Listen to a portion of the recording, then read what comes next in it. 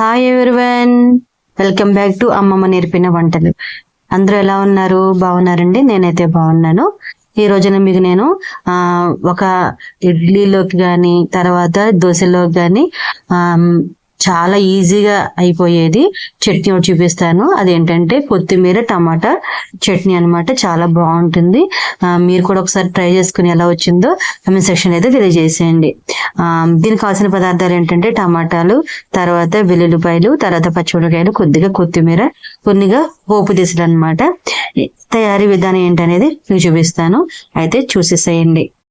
ముందుగా స్టవ్ మీద మనం బోరుముకుడు పెట్టుకొని దానిలో కొద్దిగా నూనె వేసుకొని నూనె కాగిన తర్వాత పోపు దినుసులు అయితే వేసుకోవాలి.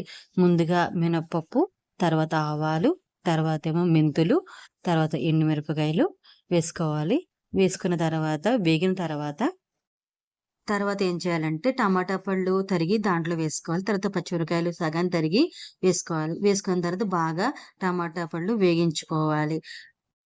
మనం కడిగి పెట్టుకున్న కొత్తిమీర ఉంది కదా, అది కూడా దీంట్లో వేసేసుకోవాలి. తర్వాత ఉప్పు తగినంత వేసుకోవాలి. పసుపు చిటికెడు వేసుకోవాలి. దీనిలో నేను చింతపండు అయితే వేయను, ఈ చట్నీలోకే కాబట్టి. ఇలా బాగా వేగిన తర్వాత కొత్తిమీర టమాటా పళ్ళు అన్నీ బాగా వేగిపోయిన తర్వాత మిక్సీలోకి తీసుకుని వేడి చల్లారిన తర్వాత మిక్సీ పట్టేసుకోవాలి. బాగా మెత్తగా చేసేసుకోవాలి. ఈ విధంగా నేను మిక్సీ గిన్నెలో మొత్తం అంతా తీసేసుకున్నాను. దానిలో కొన్ని వెల్లుల్లిపాయ రుబ్బలు కూడా వేసుకుని బాగా మెత్తగా మిక్సీ పట్టేసుకున్నాను. ఇంతేనండి, కొత్తిమీర టమాటా చట్నీ చాలా మెత్తగా అయితే వచ్చేసింది. ఇది 10 రోజులు అయితే నిల్వ ఉంటుంది. ఇడ్లీలోకి దోశలోకి అయితే చాలా బాగుంటుంది. ఇది మీరు కూడా ట్రై చేసి ఎలా వచ్చిందో కమెంట్ సెక్షన్లో తెలియజేయండి. మీకు నచ్చితే లైక్ చేయండి, షేర్ చేయండి, మన ఛానల్ సబ్స్క్రైబ్ చేసుకోండి. Thank you for watching.